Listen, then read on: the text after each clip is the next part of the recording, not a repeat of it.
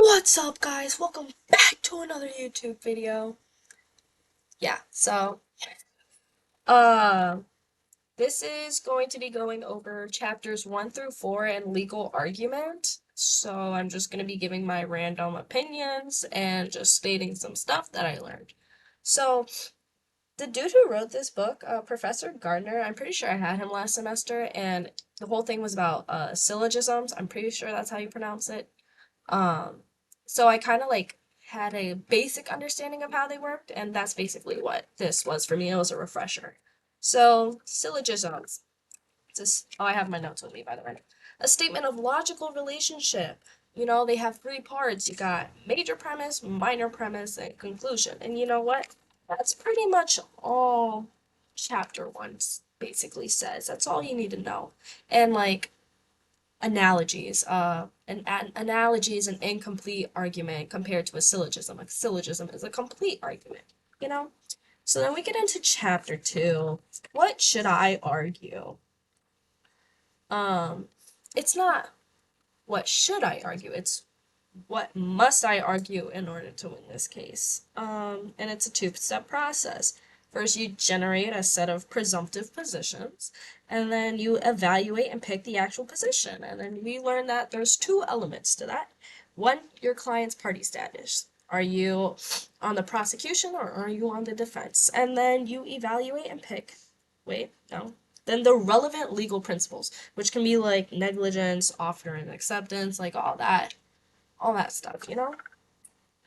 And then basically you just weed them out, you know. And I thought it was funny how, yeah, you should just discard it if it's false, unpersuasive, too complex for the jury, or too expansive to prove, you know? A whole bunch of yap that no one really wants to hear when they're on jury duty. Um, and yeah, then it just talks about relief. If you're, on prosecution, you must state what kind of relief your client is entitled to. And then we have, yeah, that's about it for chapter two, I'm pretty sure. Oh yeah, and then I liked at the end he was like, you must commit to a position. You can't flip flop or whatever. All right, you got to be all in on this. So yeah, I just liked how he said that. I really liked. I actually wrote down this quote. Uh, it's okay. Making legal arguments necessarily involves climbing out on a limb. The trick is to pick the strongest limb or make your limb look stronger than your opponent. Bars, bars, right? Next, chapter three. Uh, Kind of just goes over building the premises of a syllogism. And basically just saying like all the terms must match. All right, pretty basic. I got that. Uh, Specifying any two terms specifies the third. Like A equals B equals C stuff. Got that.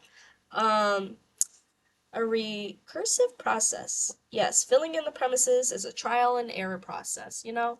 If you make one change to one of your premises, you're going to have to make a change to your other premise, right? Because you want all your terms to match.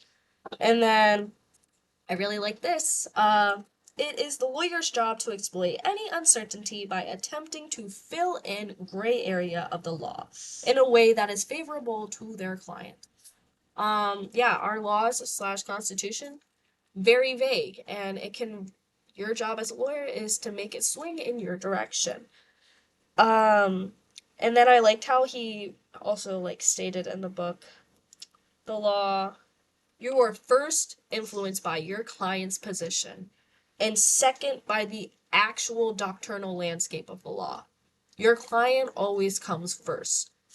Their needs and priorities always come first. So I like that. And then lastly, chapter four, um, which is all about grounding. I love grounding.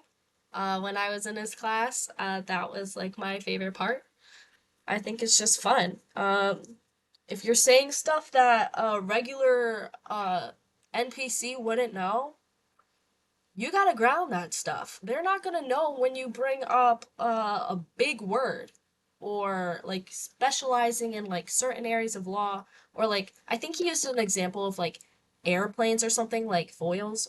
I don't know, but your regular schmo Joe is not gonna know that. So you gotta ground that. You gotta explain what that is with another mini syllogism. And yeah. And I know I'm over, but I really also like how he was like some premises can only be grounded in propositions that are controversial. And he used euthanasia. Like not everyone's gonna agree on that because you have, your axiom. I really like that. And yeah, that's it.